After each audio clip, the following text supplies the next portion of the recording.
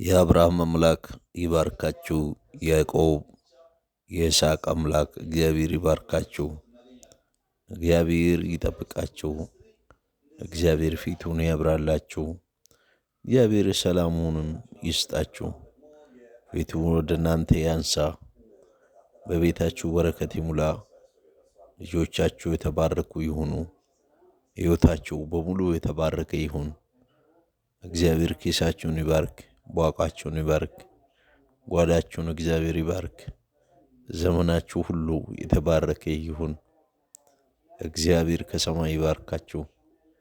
የምድርን ስብ እግዚአብሔር ያብላችሁ።